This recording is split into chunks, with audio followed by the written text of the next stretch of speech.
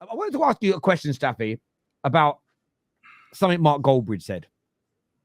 Mark Goldbridge cooked last night because on his watch along, he celebrated the Maguire goal. He was happy that we didn't lose the game. He was happy that we got a draw. And he's being told by a lot of people online that it's wrong for any Man United fan to be happy that we didn't lose. And if we were to win or lose this weekend, it's also wrong for a Man United fan to be unhappy about it. Have you got a stance on this, or is it a case of let fans celebrate however which way they want? How do you kind of see it? Because I saw that a lot, like a big civil war last night between United fans. Some happy that we didn't lose, some saying it's a disgrace that anyone celebrated the goal. Where do you stand on this as a United fan? I'm actually happy you asked that. I understand people who celebrate. I mean, yesterday I didn't really celebrate, but yet at the same time, I didn't sit there and celebrate every Porto goal. I'm just sitting there. I said I was just numb to it. However, there are people that genuinely can't wait for Villa to beat us. There's people that still want us to beat Villa, and I understand both. I'm not gonna tell how anyone to feel. However, I just want to tell the people that think that they are a better fan because they're sitting there and they're just trying to collect top red points by supporting this manager no matter what. If that's what you want to do, go ahead. That's fine. You're not going to win no prize for it. There's no one that's going to shout you out. You're not actually going to get top red points because it doesn't exist, you know, but you're going to think like you're the superior fan, you're the super fan, you're the better fan. That's up to you. I need us to get beat to Villa. I'm not going to lie to you. As sad as this sounds. No, seriously. Are you playing away? What's that? Are you playing away? We're going away. I there's no need for me to want Villa to beat us because they will do it anyways. But I need it to happen. And it's sad that it's come to this point because I was hoping that Ineos are better than the Glazers. The Glazers didn't know football.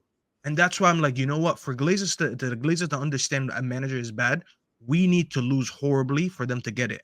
Ineos, they're footballing people. The fact that I have to sit here and wait for Ten Hag to mess it up so bad for you to see it is what makes me upset. Because I thought I could trust them, but I can't. I need the betterment of this football club. And the betterment of this football club is when Ten Hag leaves. It's that simple. I'm getting no bonus points for being the super fan that backs a manager. At the end of the day, this manager is an employee. He represents nothing to my life. He's actually done nothing for me in the history of this club for me to give him that backing like he's Sir Alex. This Sir Alex syndrome needs to go away with these fans. Stop comparing everyone to Sir Alex. Stop worrying about backing the manager when he's not performing. We'd all get fired from our jobs right now if we're not performing. No one is going to back us. This manager's an employee and he's absolutely sinking this club. We need to get beat the Villa so he can leave on this international break. And if he doesn't leave on this international break, I'm switching my focus from Ten Hag onto Ineos. Because now I'm looking at why did you come in with all this chest and big talk and saying about being the best in class when you clearly have one of the worst managers in class, but you're not taking action towards it. And that's where I stand. You're going to be disappointed if you win, Staffy. Are you going to sort of not celebrate or be angry at the Man United goals? I already said, Lawless, I am numb. When United win or score, it doesn't do anything for me. It gets like that, bro.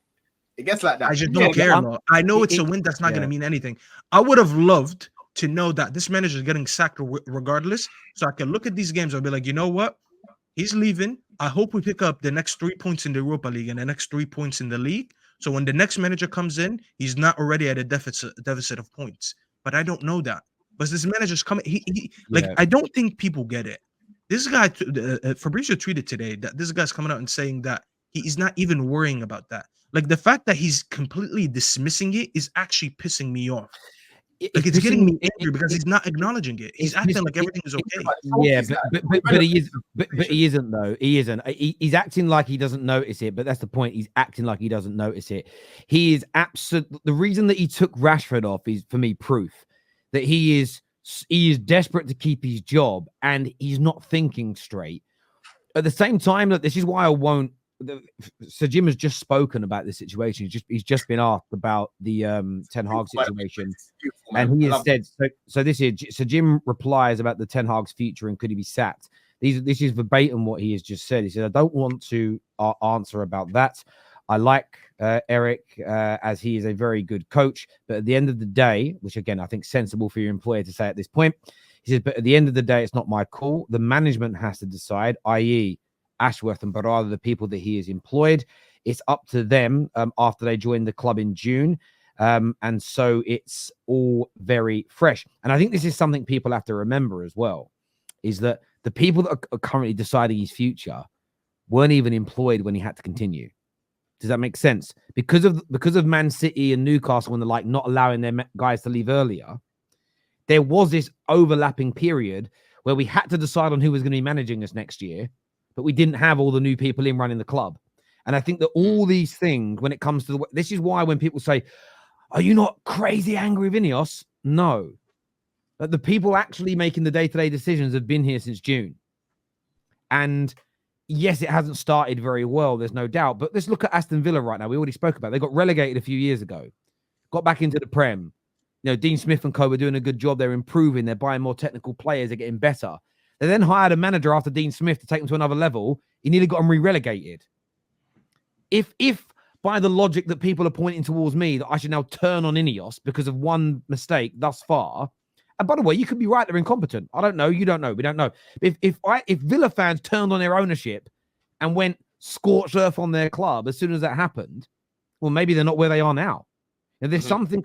There's something in that where I just sometimes feel that you've got to take stock. He then went on to say, now he actually said, now they need to take stock, make some sensible decisions, and go from there. Now, I like what Sir Jim has said there as well, because I don't want Sir Jim making the decision about the future of a manager, because Sir Jim Ratcliffe has no football experience.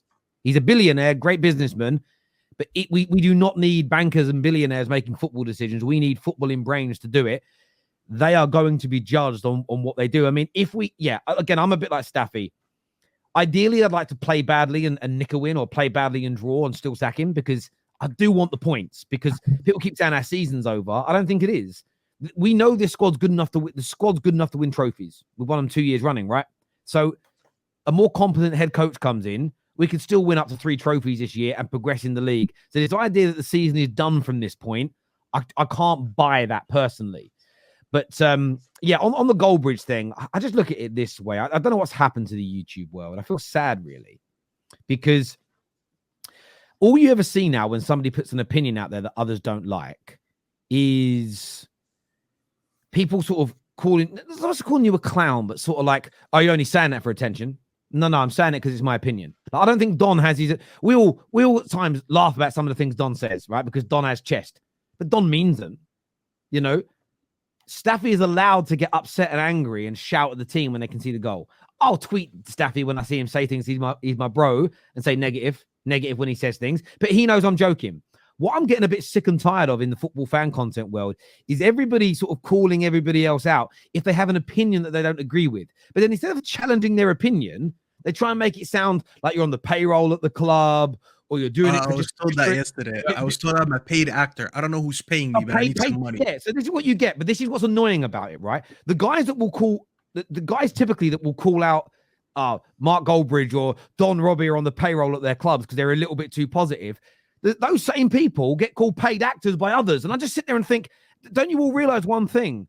All of those ad hominem attacks are a way of trying to shut down your opinions and your narrative and your thoughts without actually challenging what you've said. If Mark wants to celebrate the draw, he's allowed to celebrate the draw. If I don't want to celebrate the draw, I'm allowed to not celebrate the draw. In the cold, hard light of day, we all actually want the same thing, and that's our football team to become better. And there is a big debate. We're going to have this over the international break of how much influence do fans actually have on how good or bad their team is.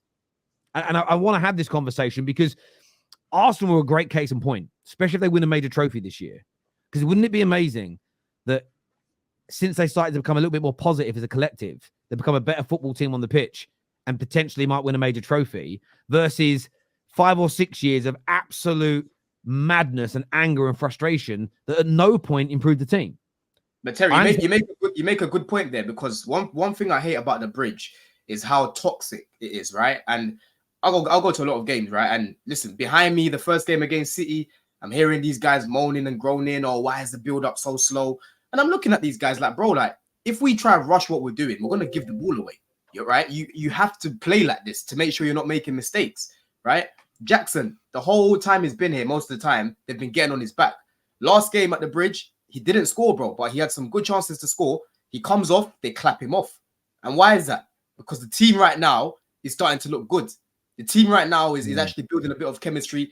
They're buying into Maresca, what Maresca's trying to do. And the fans seem to be a little bit more together now, even at the bridge. I was shocked, bro. When I saw them clapping Jackson off, I nearly shed a tear, bro. And I get I get the frustration. I just suppose it depends on the levels that it goes. The way I look at it is this: with Man United fans, and this is, I have to reflect on myself, because I have moments where I scream and shout. So I'm not pretending to be whiter than white and never done these things. But I sort of think for 11 years we've been very, very angry online. People screamed and we've shouted and we've condemned and we've, to a point, players have been abused, come off social media. We have pushed, we've protested, we've done everything. We ain't got better though. So the idea that being angry makes your football team better, equally being really positive, I mean, does that help either? I want to have, it's not the show for it, but I want to have the conversation, but a sensible conversation about it, because I feel like we've got to this point where it used to just be, well, that's your opinion. Great. That's my opinion. Great. We'll debate who's right or wrong. The audience decides. Now it's just become a little bit, if someone out there has an opinion that doesn't sit right with my ideology, I'm going to go mad. And I think we're not deciding, about women's abortion rights or tax rises or immigration policies, like things that are genuinely serious and important.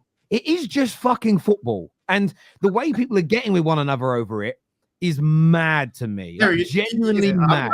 I'm glad you said that. Let me call out Matt as well, because I saw Matt atting me today with the article, this Lee Carsley thing about Palmer left back and just ridiculous stuff, yeah? And I'm like, bro, like, why are you atting me in this? Because everyone here, I'm sure, can sit down and recognize that Cole Palmer at left back is absolutely useless, bro. Yeah, we need to be playing that guy as a 10.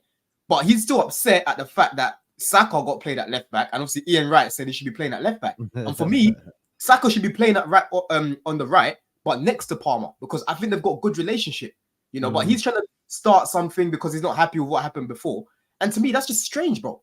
Very, very strange. You know what I'm trying to say? Bro, I mean, I have it. I got a DM. Sorry, I'm gonna go to Dan in a minute. I spoke for a moment, but I got someone DM me last night, really late, about 3 a.m. Now look, I work late on match nights, but I ain't up at 3 a.m. on Twitter. Even if I'm awake, I'll be with the boys, I'll be with the family. I ain't on socials generally that late. Sometimes, but not often.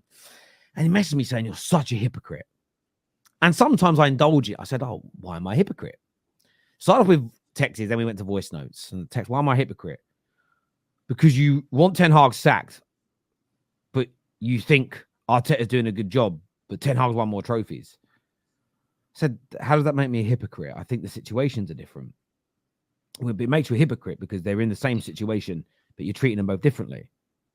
So I thought I'd break it down. So I sent him a voice note and I said, just answer me these questions. I said, do we both agree that Arteta and Arsenal were very close to winning major trophies? Even yes. I said, cool. I said, I think they can get over the line with him. Do you agree? He went, no, I don't think they can. I said, okay. So we've got common ground that we think they're really close, but I think that Ten Hag, that he can win a major trophy. You think they can't? Yes. I said, cool. When it comes to Ten Hag, do you think he's ever going to make us consistent in the league? And sorry, I don't think he'll ever make us consistent in the league, and he'll never even get us close to winning the Premier League or Champions League. Do you agree? He went, yes. I said, cool. So how am I a hypocrite? So we both see the situations as different, right? How am I a hypocrite? And he was like, oh, I see what you mean now. And sometimes I just think, I don't know if people even know the meaning of all these words they use. I definitely sometimes say the wrong words and people call me out and I learn. But I'm like, that's not what a hypocrite isn't. I'm not a hypocrite because I have a difference of opinion to you guys. It's like, I don't see the situations the same. But I'm like, even if I am a hypocrite, why are you DMing me at 3 o'clock in the morning? How is it that important to your life? Do you know what I mean? But in the end, it turns out me and him agree about everything, barring he doesn't think Arteta can get them over the line, and I think they potentially can. And I'm like, so we agree on 95% of things, but here you are at 3 o'clock in the morning abusing me. And in the end, he's like, yeah, I suppose so. I went, have a good day. And like, it's cool now. Like he followed me, I followed back. But I was like, imagine that 3 a.m. when you should be sleeping next to your woman, having a good time, having a horizontal hula. You're messaging me, calling me a hypocrite. When it turns out on 95% of your thoughts around football, we completely agree. But on that 5%, you're out here doing a madness. It is strange to me. It's strange, but I hope you're well. I'm not going to say his name because some people might know who he is, but he's an all right guy. Debate is healthy for football. The issue is that people get very entrenched in their ideas and attack each other. Is helping no one. We all want our team successful and should try to move towards that. Couldn't agree more. Unless it gets too personal with some people, which I used to do, and I just try my best to not do it anymore. I really do. But even when you're not being personal, I was calling out like Brandon the other day for like saying his season was over when I got the injuries, and people are at me going, "Why are you calling that Turkish?" I went, "I didn't." They said, "You were having a go at people that said the season was over when there was injuries." I was like, "Yeah, but I was referring to Brandon who comes on my show. I didn't know Turkish said that. I didn't watch the show." Like it's people like always looking for a beef. It's very weird. Big up Turkish and everyone over there. Staffy, cat trade, you like it? Cat trade, you like it or not? Big up lads. What? Some US it's a player the Knicks just got. Ah, okay. Sorry. Listen, all I'm saying is, listen, forget about United, bro. We're going for an NBA title this season. My season kicks off October 22nd. Forget this football thing. No. NBA is where it's at. I did want to ask you very quickly, Staffy. Rasmus scored a good goal, didn't he? You have a weird obsession with Rasmus. You know, let me call you out for being a hypocrite, actually. I sat here after a match reaction. I said Rasmus should start ahead of Bruno. And then yesterday, I call him up for a tweet, not for the goal. Sorry, for an Instagram post. And you say, I'm mad because he scored. What is the correlation? I'm angry because I saw on Instagram. It could have been anyone else. I would have called that out the same. But you said I'm angry he scored. Did you watch my match reaction? Sorry, my watch.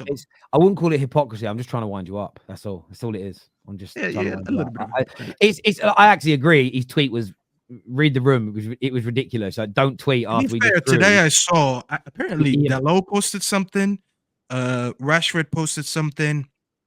One more player, I can't remember who. Honestly, I saw all of them today. Do you know what I feel like saying? Again, if I could get in a room with these players, I would say to them, please get better. Like, I swear they pick PR companies to run their accounts who don't understand football.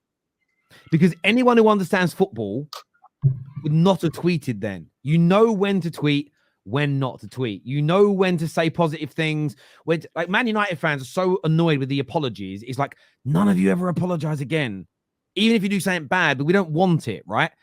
They just don't know what I swear because a lot of these PR companies are full of like yarded-ar lefties in London. I bet none of them watch football, and they sit there, they go on Chat TTB, and they just say, write me an inspirational quote about scoring a goal after being out injured, and it writes them a quote, and they post it, and they go home. You know, Hubert and I don't know Cuthbert go home, and suddenly Rasmus is sitting there going, no, I'm getting trouble online.